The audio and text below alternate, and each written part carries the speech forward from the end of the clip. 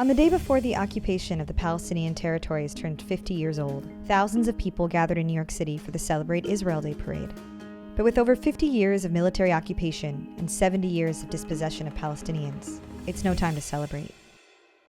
So on Sunday, June 4th, 100 of us organized a family-friendly alternative celebration for justice for all, and 6 disruptions at the parade, in front of the NYPD, the mayor's contingent, Hillel, and others.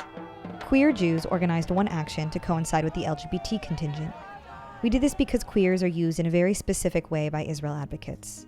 They tout Israel as the only gay-friendly country in the region, while conveniently leaving out that Palestinian queers live under apartheid.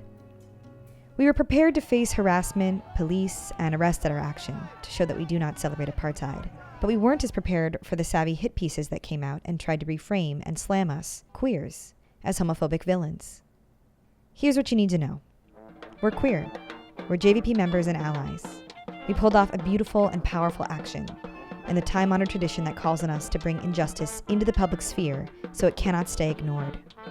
We made our point that there's no pride in apartheid, and 5 of us got arrested. But here's the thing.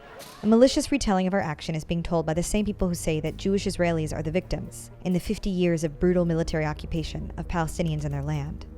They're accusing a group of queer and trans Jews of being homophobic and anti-Semitic because we disrupted the parade.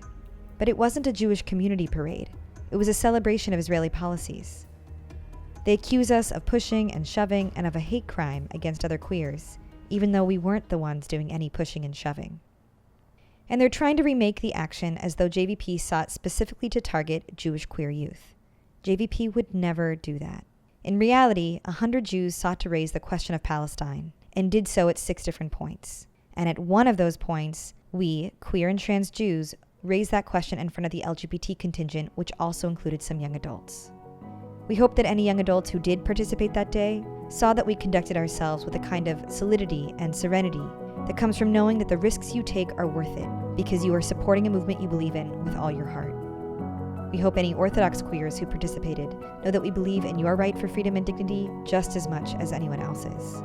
We stand in solidarity with queer Israeli anti-occupation activists who released a letter last week supporting Palestinian human rights. And to everyone we say, it's healthy to debate tactics in freedom struggles. We do it with each other all the time. But don't let it distract from the vision of ending apartheid and ensuring freedom and justice for Palestinians.